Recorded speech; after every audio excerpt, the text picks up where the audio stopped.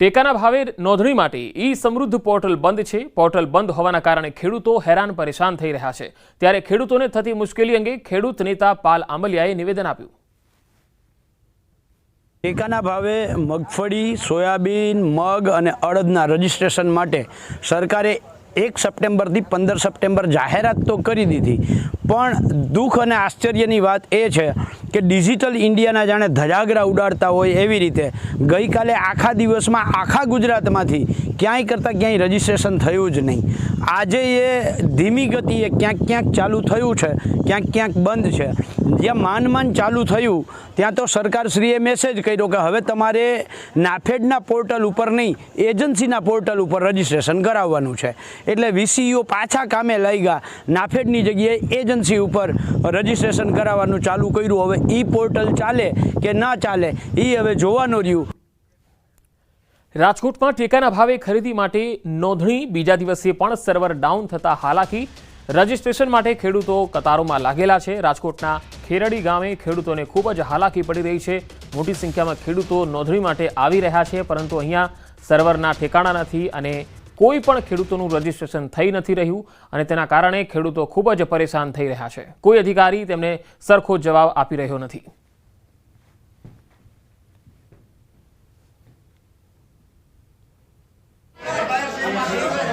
ટેકાના ભાવે રજીસ્ટ્રેશન ચાલુ કરેલ છે કાલથી સરકારના પોર્ટલ ઉપર। તે કાલે એકદમ બંધ જ થઈ ગયું હતું, રજીસ્ટ્રેશન કંઈ થતું જ નહોતું। આજે અત્યારની તારીખે હાલ ટ્રાફિક છે ખેડૂતનો રજીસ્ટ્રેશન માટે, પણ એક ખેડૂતના રજીસ્ટ્રેશન માટે મિનિમમ 10 મિનિટ લાગે છે। સર્વર આખું ડાઉન છે, ધીમે ધીમે રજીસ્ટ્રેશન થાય છે, ખેડૂતનો ખોટો ટાઈમ બગડે છે। નકર એ કામ ખાલી ફક્ત 2 મિનિટનું હોય છે રજીસ્ટ્રેશન કરવું। તે ટેકાના ભાવની ખરીદી માટેની રજીસ્ટ્રેશનની પ્રક્રિયા છે તે ગઈકાલથી જે છે એ શરૂ થઈ ગઈ છે। ત્યારે રાજકોટ તાલુકાનું ખેરડી ગામ છે, ત્યાં જે છે હાલ સર્વરની કામગીરી ધીમી હોવાથી અનેક ખેડૂતો છે તે હેરાન પરેશાન થતા જોવા મળી રહ્યા છે। આપ દ્રશ્યોમાં જોઈ શકો છો કે ખેરડી ગામના દ્રશ્યો છે। અહીંયા મોટી સંખ્યામાં ખેડૂતો છે તે વહેલી સવારથી આવ્યા છે, પરંતુ ક્યાંક ને ક્યાંક સર્વર ધીમું હોવાના કારણે તકલીફ પડી રહી છે। હાલ આપણી સાથે ગામના સરપંચ છે। બેન, શું સમસ્યા છે? ગઈકાલનું આપણે આ ચાલુ છે કામગીરી, પણ સર્વર ડાઉનને લીધે ખેડૂત બધા હેરાન થાય છે। તો આપણે એવી માંગ કે આમાં સરકાર વિચારે। ચોક્કસથી અહીંયા ગામના અન્ય લોકો છે, આપણે એમની સાથે પણ વાત કરીશું।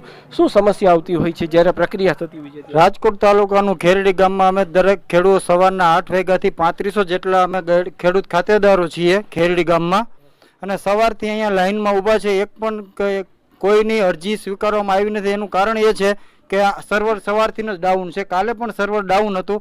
આજે સવારથી બધા ખેડૂતો પોતાના કામકાજ મૂકી વાડીએથી બધા ઘણા બધા કામો હોય છે ખેડૂતોને, ઢોર ઢાકરથી માંથી મોસમની પરિસ્થિતિ, પાણી પાવાના છે, વરસાદ નથી હોવાથી, અને સવારના આજે તમે જોઈ શકો છો 200 થી 500 ખેડૂત અહીંયા બધા હાજર રહી અને ઓનલાઈન અરજી કરવા માટે સરકારે જે કાંઈ આ ખરીદી કરી છે અમે એને બિરદાવીએ છીએ, પણ સરકારને આમાં શું કંઈક ચાલ હોય એવું અમને લાગે છે કે જે સર્વર ઉપરથી ડાઉન કરી દેવું, 15 દિવસનો ટાઈમ આપવો, 10-12 દિવસ સર્વર ડાઉન રહે, 2-4 દિવસમાં ખેડૂતો બાજીને માન 25-50 જણાનું ઓનલાઈન થઈ શકે એવું અમને આવું દેખાઈ રહ્યું છે। સરકારની આમાં કોઈને કોઈ જગ્યાએ નીતિ ઢીલી હોય એવું લાગે છે। ચોક્કસથી અન્ય ખેડૂત છે, કેવી તકલીફ પડતી હોય છે? ખેડૂત તરીકે જે છે શું સમસ્યાઓ આવતી હોય છે?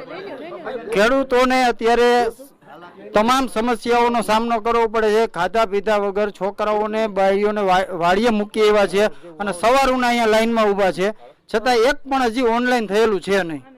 શું કહેશો, શું તકલીફ પડતી હોય છે ખેડૂતોને? એટલે આપણે આ સરકાર જે ખરીદી મગફળીની કરે તો ડાયરેક્ટ દલાલ હસ્તક કરાવે તો સારું નહીં, સરકારમાં નુકસાની કેવડી જાય, ટ્રાન્સપોર્ટ ખર્ચો। અત્યારની સમસ્યા તમે કેટલા વાગ્યાથી આવ્યા? અમે તો અત્યારે સવારે 8 વાગ્યાથી લાઈનમાં ઊભા અત્યારે ખેતરમાં આટાણે સીઝન મગફળી કાઢવાની, પાણી પાવાના, ઢોર પાવા હોય, ખેડૂતોમાં નવરા થોડાક હોય, એના માટે આ પ્રોબ્લેમ જાજો છે।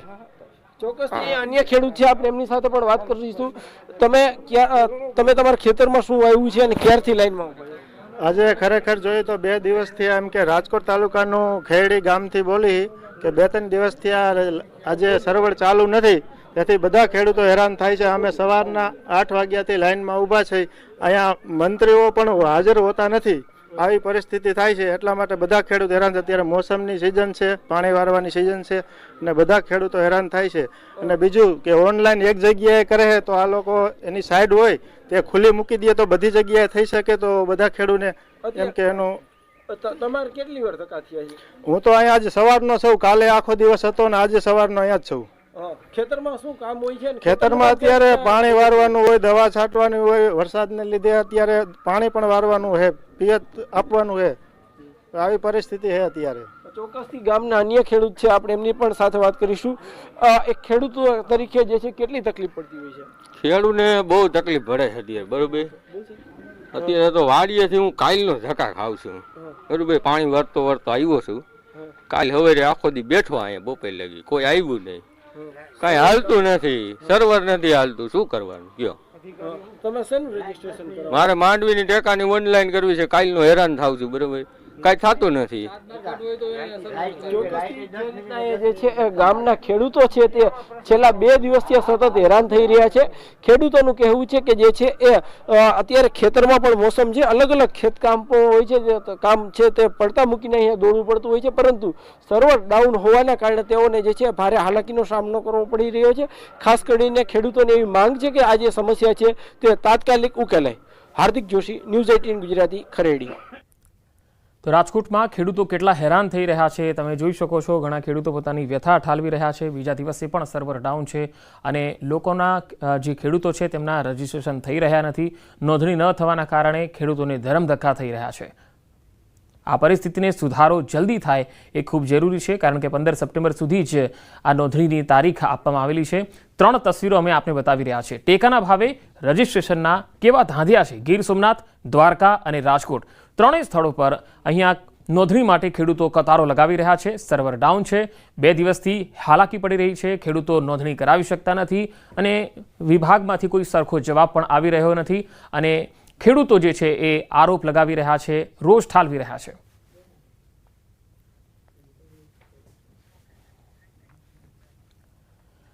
તો ટેકાના ભાવે ઓનલાઈન નોંધણીની પ્રક્રિયા આજથી ફરીથી શરૂ કરાઈ છે. ગઈકાલે પહેલા દિવસે એક સાથે ઓનલાઈન રજીસ્ટ્રેશનની પ્રક્રિયા કરવામાં આવતા પોર્ટલ ઓવરલોડને કારણે વારંવાર પ્રક્રિયા ખોરવાઈ હતી. હવે આજથી સમગ્ર પ્રક્રિયા ફરીથી શરૂ કરાઈ. 15 દિવસ સુધી ઓનલાઈન રજીસ્ટ્રેશનની પ્રક્રિયા ચાલુ રહેશે. કોઈપણ ખેડૂત રહી ન જાય તેવું આયોજન કરાયું છે. જરૂર પડશે તો સમય મર્યાદામાં વધારો કરાશે તેવી વાત કૃષિમંત્રી રાઘવજી પટેલે કરી છે.